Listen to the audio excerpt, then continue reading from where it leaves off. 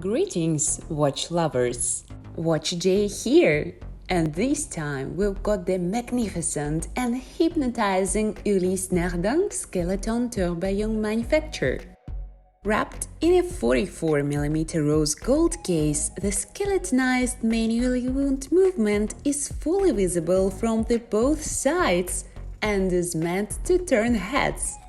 Fully packed with top watchmaking know-how, it features a flying tourbillon, a silicone escapement, and a solid 170-hour power reserve.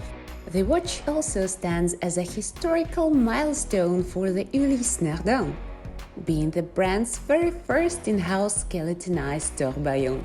Oh, and there is also a couple of nice blue central hands, in case you need the Ulysse Nardin skeleton tourbillon manufacturer to tell the time.